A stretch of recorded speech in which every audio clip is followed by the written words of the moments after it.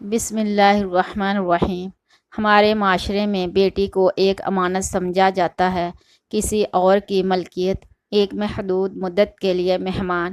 ایسے خیالات سے متاثر بعض مائیں اپنی بیٹیوں پر اتنا ڈھیروں پیار نچھاور کرتی ہیں کہ بیٹیوں کو نکمہ اور برباد کر کے رکھ دیتی ہیں، جو آگے جا کر ان کے لیے مہلک ثابت ہوتا ہے۔ ماں کا یہ پیار اور لاڈ بعض اوقات بیٹیوں کو گھر کا کام کاج کرنے سے بھی روک دیتا ہے۔ وہ گھر کے ایک کام کو بھی ہاتھ نہیں لگاتی اور مائیں فخر سے یہ کہتی پھرتی ہیں کہ سسرال جا کر تو اس نے زندگی بھر کام کاج کرنا ہی ہے، تو کیوں اسے اپنے گھر میں آرام پہنچایا جا سکے۔ ایک ایسے گھر میں جہاں بہو موجود ہو، بیٹی کے لیے وقت اور بھی سہل اور آرام دہ ہو جاتا ہے۔ ماں کی حوصلہ افزائی کی بنا پر بیٹی گھر کے کسی کام کاج میں ہاتھ نہیں بٹاتی اور نہ ہی گھریلو ذمہ داریوں کو نبھانے میں اپنی بھابھی کی کوئی مدد کرتی ہے، جس کا نتیجہ یہ نکلتا ہے کہ وہ کبھی کوئی کام سر انجام دینا نہیں سیکھ پاتی۔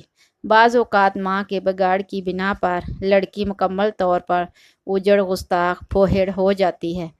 جب شادی کے بعد وہ اپنے سسرال پہنچتی ہے تو اپنی ذمہ داریوں کا بوجھ اٹھانے سے قاصر رہتی ہے اور اس طرح گھر کا امن و سکون تباہ ہو جاتا ہے۔ ہماری ایک شناسہ جو کہ کھانے پینے کی بہت شوقین ہے، یہ اس دن ان کی ساس کا انتقال ہوا اور گھر کا نظام ان کو سنبھالنا پڑا۔ انہوں نے جہاں تک ممکن ہو سکا مرغن اور چٹپٹے کھانے بنانا شروع کر دیے۔ ان کی زندگی کا مرکز ان کی 9 سالہ بیٹی تھی، جس پر وہ صدقے واری جاتی تھی۔ انہوں نے اپنی بیٹی کو خوب مرغن اور چٹپٹے کھانے کھلانا شروع کر دیے۔ نتیجہ یہ ہوا کہ بڑھتی عمر میں وہ موٹی اور بے ڈب ہو گئی اور اپنی عمر سے بھی بڑی نظر آنے لگی۔ ماں اس کے موٹاپے پر یہ کہہ کر جان چھڑا لیتی تھی کہ یہ تو پیدائشی ہی فربہ ہے، تو میں کیا کر سکتی ہوں، میری بیٹی کوئی زیادہ نہیں کھاتی۔ بیچاری ماں بیٹی کے پیار میں اس قدر اندھی ہو گئی کہ اسے احساس ہی نہیں ہوا کہ وہ اپنی بیٹی کو صرف اور صرف متوازن غذا کھلائے۔ جب بیٹی کی شادی ہو جاتی ہے اور اگر ماں کا پیار بیٹی کے ساتھ ساتھ اس کے نئے گھر میں بھی پہنچ جائے تو یہ سمجھ لیں کہ اس نئے گھر کا سکون اور خوشیاں برباد ہونے والی ہیں۔ ہر ماں اپنی بیٹی کو پہلے ہی یہ اچھی طرح سمجھا دیتی ہے کہ اپنے سسرال اور نئے ماحول میں کس طرح ایڈجسٹ کرنا ہے۔ بعض مائیں اپنی بیٹیوں کو یہ سبق پڑھاتی ہیں کہ اپنے شوہر کو پوری طرح اپنی مٹھی میں کر لینا اور سسرال والوں کو تنہا چھوڑ دینا، پھر دیکھنا اس گھر کا ہر فرد تمہارا غلام ہو جائے گا۔ جو لڑکی ابتدا ہی میں حاوی ہو جاتی ہے وہ ہمیشہ حاوی ہی رہتی ہے۔ تم جب اپنے شوہر کو اچھے موڈ میں دیکھو تو اپنا کام مکمل کر لو، صرف اس وقت کام کرو جب شوہر گھر میں موجود ہو۔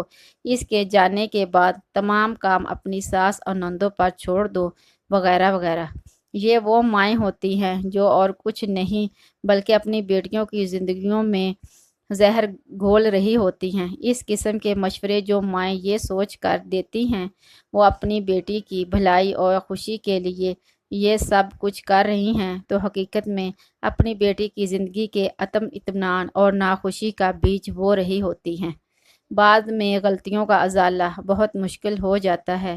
بہتر یہی ہے کہ ماں اپنی بیٹی کی شادی کے بعد اس کے معاملات میں اپنے پیار کی بے جا مداخلت سے باز رہے، اس کے سسرالی معاملات میں بلا جواز ٹانگ نہ اڑائے اور بیٹی کو اپنے گھر کا نظم و نسق اپنے طور پر چلانے دے۔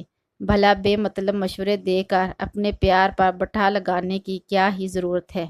پیار اور محبت کوئی ایسی شے نہیں کہ جس کی نمائش کی جائے، یہ تو ایک پیش بہا قیمت جذبہ ہے جو اپنا ظہور خود ہی کر دیتا ہے، اور تجربہ تو انسان کو بہت کچھ سکھا دیتا ہے۔